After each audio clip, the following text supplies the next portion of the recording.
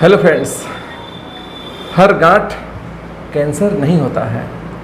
जैसे ही गांठ का नाम हम सुनते हैं तो सबसे पहले हमारे दिमाग में कैंसर ये शब्द गूंजता है। तो आइए फ्रेंड्स, जानते हैं कि हर गांठ कैंसर नहीं होती है। हेलो, मैं डॉक्टर धनंजय सिंह। आज आपके बीच में हम लोग ब्रेस्ट कैंसर की बात करेंगे। बहुत सी जगहों पे देखा गया है कि जैसे ही गांठ का नाम आता है, ब्रेस्ट में थोड़ी सी भी हमें कहीं भी उभार, कहीं भी गिल्टी नज़र आती है तो दिमाग में बात आती है कि कहीं हमें ब्रेस्ट कैंसर तो नहीं शुरू हो गया है। कैसे शुरुआती लक्षणों को कैसे हम पहचानेंगे कि ये कोई एक नॉर्मल लाइपोमा है, कोई गांठ है या ब्रेस्ट कैंसर है।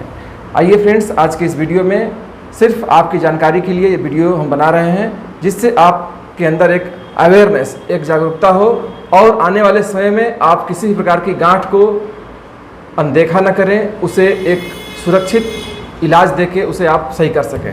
तो फ्रेंड्स, आइए कुछ सिम्टम जानते हैं।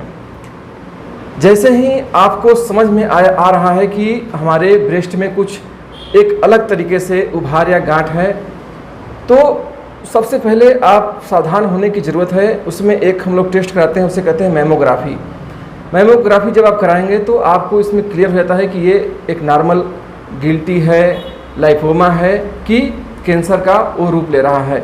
मोस्टली मैमोग्राफी कराने के लिए 35 से 40 साल की उम्र में ये अक्सर कराया जाता है, और 40 साल के बाद अगर आप प्रत्येक वर्ष इसे करा रहे हैं तो ये आपके लिए काफ़ी अच्छा होगा, क्योंकि जो ब्रेस्ट कैंसर की होने की संभावना है सबसे ज़्यादा वो 35-40 के उम्र के बाद ही ये होती है। सवाल सबसे पहले दिमाग में ये आता है कि पहले के समय में ये ब्रेस्ट कैंसर शब्द बहुत कम सुनने को मिलता था या सुनने को नहीं मिलता था। आखिर में इस समय ऐसा क्या हो रहा है कि ब्रेस्ट कैंसर की जो ये समस्याएं हैं दिन प्रतिदिन बढ़ रही हैं। अगर आप देखें तो सबसे ज़्यादा जो दिक्कतें आ रही हैं वो है हम अपने अंदर पाश्चिमात्य सभ्यता को अपना रहे हैं, जिसे हम कहते हैं वेस्टर्न हैबिट। क्या होते हैं हमारे अंदर पाश्चात्य सभ्यता में? आप देखेंगे कि जो मदर होती हैं, जो माँ होती हैं, अपने बच्चों को दूध नहीं पिलाती हैं। जो ब्रेस्ट फीडिंग होनी चाहिए एक बच्चे को नहीं कराती हैं, और वो दूध अंदर ही अंदर ब्रेस्ट में रह जाता है, और उस ब्रेस्ट को जलाने के लिए बहुत सारे केमिकल्स, मेडिसिन का यूज करती हैं कि ब्रेस्ट में मिल्क का जो निर्माण है न बने। तो वो धीरे धीरे ये उनके अंदर एक रूप ले रहा है कैंसर का। दूसरी चीज़ होती है जेनेटिकली। अगर हम जीन की समस्या को लें तो ये एक अननोन चीज़ है, इसे कोई भी ठीक नहीं कर सकता है, क्योंकि ये अगर आपके हिस्टोलॉजी में है कि जेनेटिकली ये दिक्कत हो रही है तो एक अलग समस्या है, लेकिन जिसे आप ठीक कर सकते हैं उसे ठीक करने की कोशिश करना चाहिए। जैसे हमने बताया ये चीज़। दूसरी, उसी सभ्यता को देखते हुए हमने अपने लाइफ को एकदम से लग्जूरियस लाइफ बनाने की कोशिश जारी दिन प्रतिदिन हम लोग कर रहे हैं। रात को लेट सोना, सुबह लेट जगना, ये हमारी सभ्यता में नहीं था, ये वहीं की सभ्यता से हमने सीखा है, और ये कारण भी बन रहा है हमारे अंदर ये ब्रेस्ट कैंसर का। ये जो समस्याएं होती हैं बहुत सारे रोगों को जन्म दे रही हैं, लेकिन सबसे ज़्यादा ब्रेस्ट कैंसर की भी इसमें आ रही हैं बातें देखने को मिल रही हैं। खाने की जो हमारी आदतें आजकल बदल रही है वो भी पाश्चिमात्य सभ्यता की ही देन है। हम हेल्दी डाइट लेने के बजाय बहुत सारे जंक फूड का सेवन करना चालू कर रहे हैं, और जिसकी वजह से भी हमारे अंदर कैंसर के सेल्स डेवलप चालू हो रहे हैं। अब ये कैंसर के सेल हमारे अंदर अगर डेवलप होना प्रारंभ हो रहे हैं तो वो कहीं भी डेवलप हो सकते हैं, जहाँ पे आर्गन वीक होगा वहीं से वो डेवलप अपना चालू करते हैं। आपको ये बातें सुनने में एक लग रही होगी कि ये पुरानी बातें डॉक्टर साहब बता रहे हैं, ऐसा कुछ नहीं है। हम जिस बेस पे खड़े हैं, अगर उस बेस को अगर हमने हिलाया है, कमज़ोर किया हुआ है, तो हमने समस्याओं को अपने अंदर आने दिया है। तो अगर हम चाहते हैं कि ये सब चीज़ें समाज से दूर हो जाएं, तो हम अपनी सभ्यता को अपनाएं। बच्चे को स्तनपान कराएं, बच्चा स्वस्थ, मदर स्वस्थ।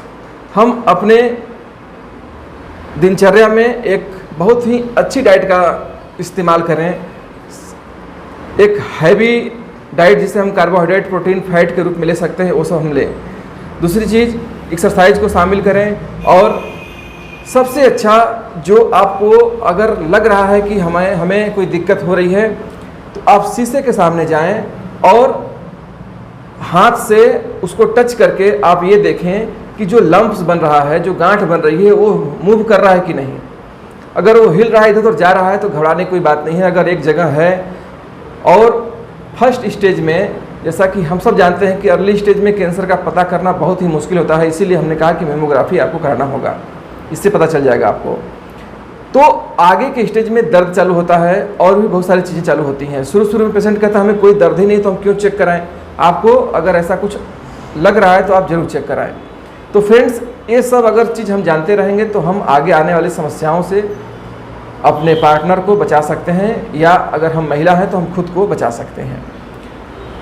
अगर होम्योपैथी की बात किया जाए इसमें ट्रीटमेंट की, तो होम्योपैथी में अर्ली स्टेज में अगर आप इसको डायग्नोस कर लेते हैं तो इसमें इलाज है। अगर आप अर्ली एज में, अर्ली टाइम में अगर इसको डायग्नोस नहीं कर पाते हैं तो न होम्योपैथ में और न ही अन्य किसी पैथी में इसका इलाज है। कीमोथेरेपी होती है, जिसके बाद कोई ये ज़रूरी नहीं है कि आपके जो ऑब्स्टेकल्स हैं रिमूव हो ही, या आप क्योर हो ही, या आपकी ज़िंदगी बचे ही। तो आप सचेत रहें पहले से ही। हमारे होम्योपैथी में कुछ ऐसी मेडिसिन हैं जिनका अगर आप अर्ली स्टेज में पता कर ले रहे हैं तो वो इलाज के द्वारा ठीक हो सकते हैं। अगर आप अभी हमारे इस चैनल पर नए हैं तो प्लीज़ इसे सब्सक्राइब करिए, लाइक करिए, शेयर करिए। थैंक यू फ्रेंड्स, आज की वीडियो में बस इतना ही। इस वीडियो का बनाने का मकसद है सिर्फ आपको अवेयर करना, किसी प्रकार का कोई भय, किसी प्रकार का कोई डर हमें आपके अंदर पैदा नहीं करना है। आप जागरूक रहिए, स्वस्थ रहिए, सुरक्षित रहिए।